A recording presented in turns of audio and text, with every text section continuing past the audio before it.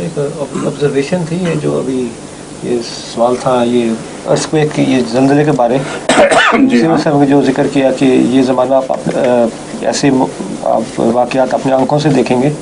اس زمانے میں ٹیلی ویژن وغیرہ نہیں تھا. آج کل ہم اپنی آنکھوں سے دیکھ لیتے ہیں ساری دنیا میں. ٹھیک ہے.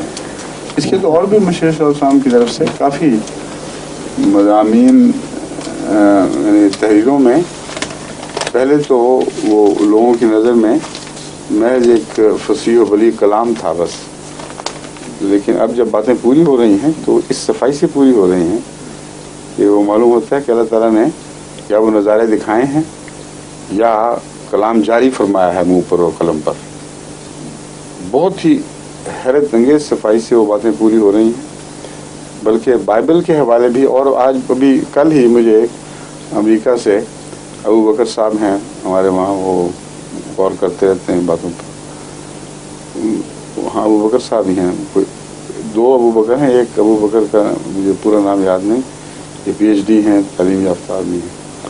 انہوں نے بائبل کا ایک حوالہ لکھا ہے کہ یہ جو میں نے دیکھا تو یہ تو 100% ہمارے ٹیلی ویژن پر صادق آ رہا ہے. تو ایک حوالہ میں نے بھی پیش کیا تھا.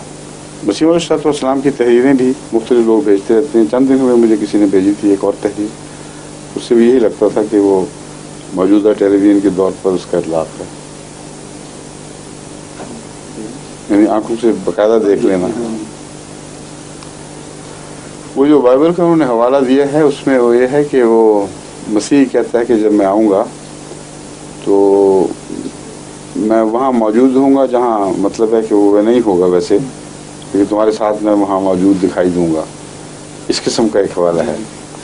بڑا دلچسپ ہے جو واقعتاً آج کل کے حالات پر صادقہ دکھائی دیتا. آپ کے تو سوال ختم ہو گئے تھے, کہاں سے آگے نہیں باتوں میں سے بات نکلا. باتوں میں سے بات نکلا.